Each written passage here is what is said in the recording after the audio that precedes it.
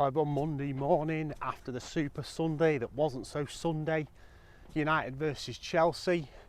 Back on the dog walking videos, got bigger eye bags than usual. Got a little bit drunk on Saturday night at a party and now I'm 40 odd, still recovering. So we'll get straight into the video. Please like, favourite and subscribe if you haven't already.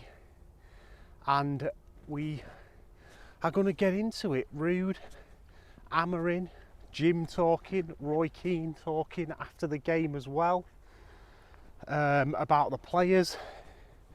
The game was a boring game, wasn't it really? I think it was two sides that are not great quality. I think we stifled Chelsea defensively, we looked alright, double pivot, but again we're toothless up front, aren't we? Quickly going to a couple of players. I mean, I think Bruno was okay second half, but back to his usual tricks, one he long ball FC and all that boring stuff we talk about all the time. But I think Garnacho was awful yesterday, and I know he's only 19, and I've spoke about Garnacho a bit on the channel now and how he really needs a coach to come in and make him a better player, because at this moment in time, I've said it loads of times, he's going down the Rashford territory, and whether that's something the coaches are telling him to do, or whether it's in his instinct to always try and beat a man and score. He had that finish on his left foot which was diabolical. He had the moment where Mazwari overlapped him and he didn't play it, he went inside and lost the ball. And there was countless times yesterday where Garnacho's decision making was awful, and we all say our strikers don't get enough chances created for them, and that's all you need to see and know about that. But also on Højlund, I think I mentioned it on the last video, he doesn't do enough either. He stands on defenders, he puts himself about a bit, wrestles with them. Can you really say that there's another reason as well, apart from wingers, why our strikers don't get chances, is because they don't create chances for themselves. And I don't mean on the ball, I mean off it.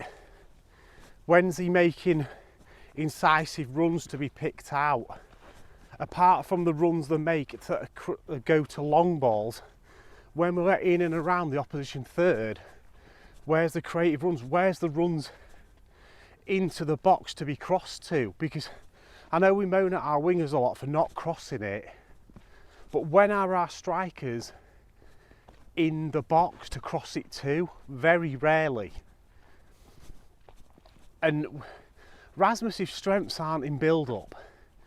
There's no point knocking in the ball long for him to hold it up. He's not good at that. He's not good at the intricate link-up play. Rasmus is a player that, again, I've said it loads of times, that he's a player that runs in behind and can run channels. That type of thing. And the reality of it is, our strike force needs a huge overhaul, starting with Bruno and Rashford.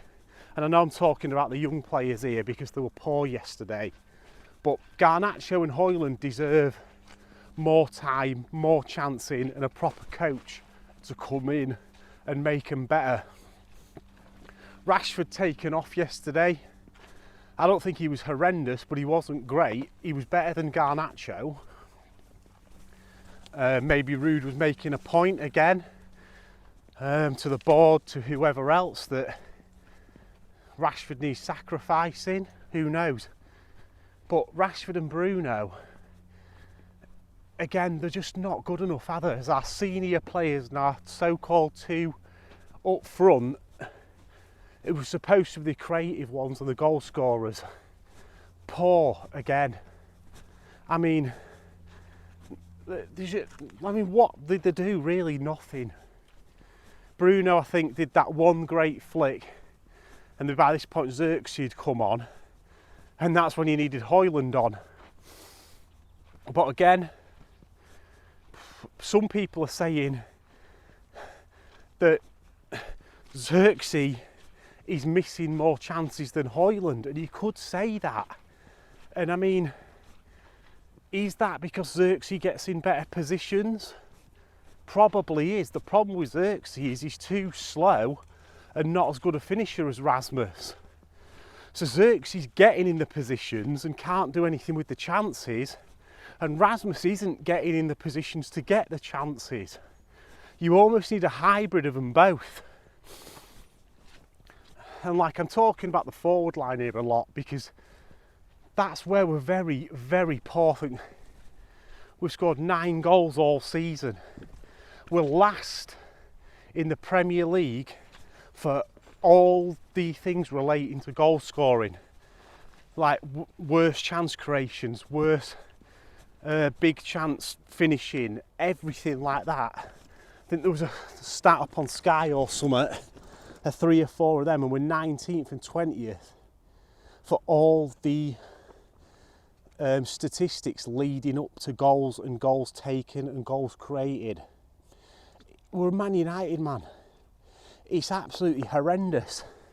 We've gone from being wide open under Ten Hag at the start of the season but we still weren't scoring, to now being defensively okay and not scoring. And I suppose you build on stepping stones, and we'll see what Amarin's got to bring. But that's enough about the game yesterday. Again, another game in isolation where a draw at Chelsea is not the worst result ever, but where we are in the league, a draw ain't good enough. Again, but I suppose you get through these few games till Amarin comes in, and then you see what's going on. What do you reckon, Tosh? Yeah, not good enough, is it? And but I wanted to just talk quickly. Jim Radcliffe, I think, was asked in one of his sailing events about United winning, and he talked about sailing and Formula One, that you build the best car or boat and you win championships.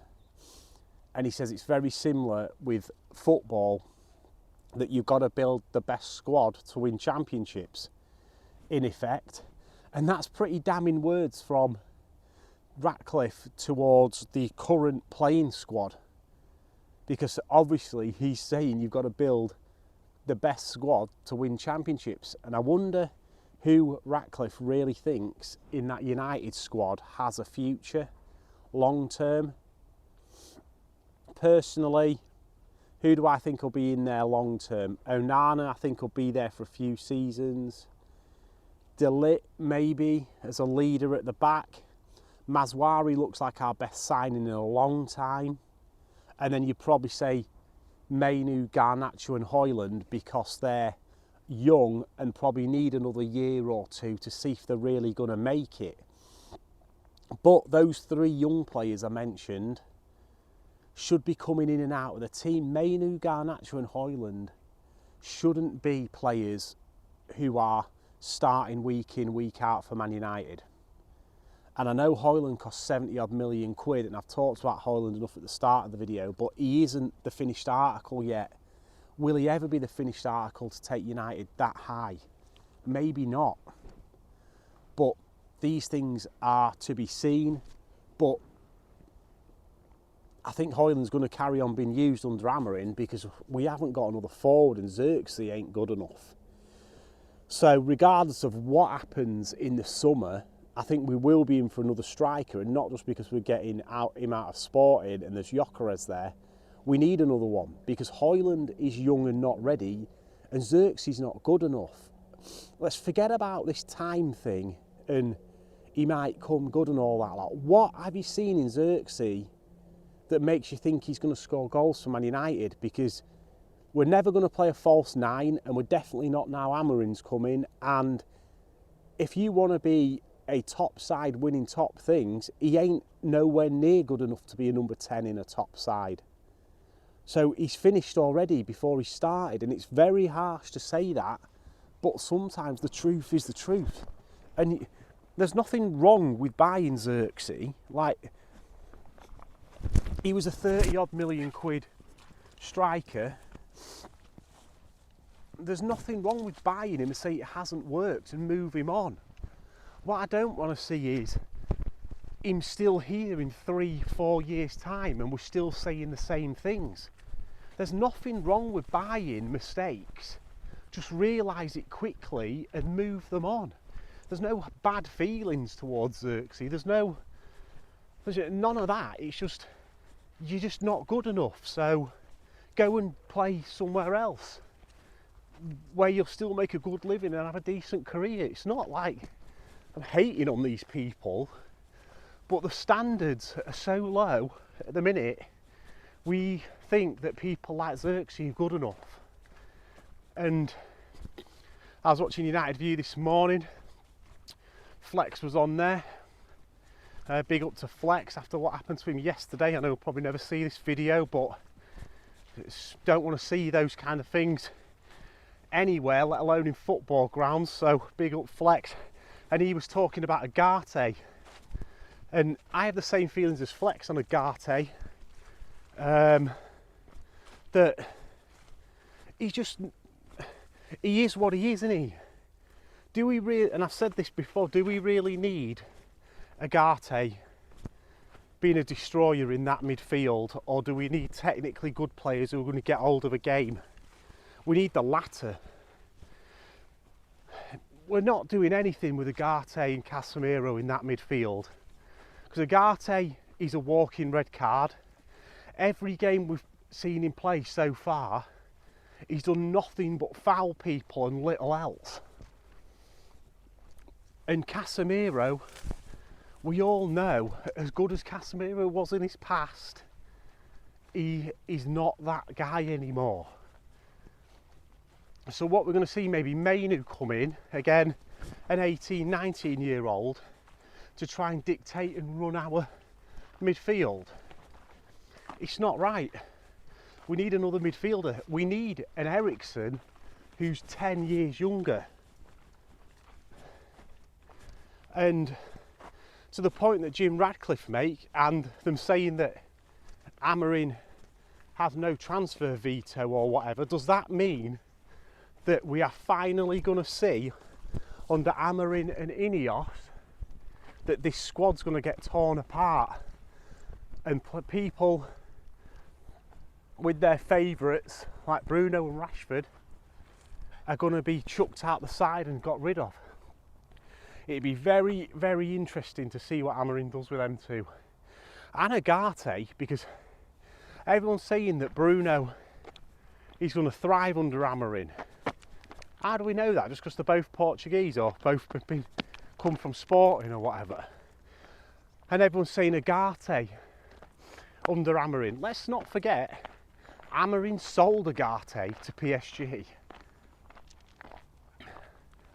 Whether it was for reasons because Sporting could get 50 million quid for him, or whether it's because he didn't rate him, time will tell.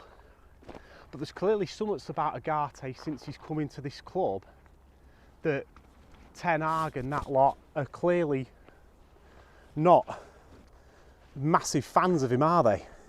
And I know Rude's played him, but we've got no Manu and Eriksen got injured. Would Agate have been playing if Manu and Eriksen were fit? Or would Rude have still put him on the bench? It's a very interesting conversation to have that. But that's it on Amorim. And I just wanted to quickly get into my man Roy Keane. He has been out and basically called out all of the players on crazy money after that game on Sky who don't want to run for the team, the manager and whatever else. I think, did he not say it? However many, someone's saying, oh, I was listening to United Stand this morning and they were saying on there that finally someone said it, but I think a few years ago, probably when we got rid of Ollie, was it? Roy Keane said it then. He said, these players will throw another manager under the bus. And I know people will say this squad is not the same squad and Erik Ten Hag built this squad. The facts are though, and I've said it many times, is the core players in that team and the ones that this team is built around are the same ones that were there for Ollie and even some of them there for Jose. And that's Rashford, Bruno for the last 4 years, Luke Shaw, and those types. And we're still under Ten Hag, those players, and if Shaw was fit, he would have been playing, would be the same players that are playing week in, week out. And I think Amorim needs to look at the last 3 or 4 years at United and the players that we think are the good ones and strip it right back to basics and see what happens without Bruno and Rashford in the team for a long period of time.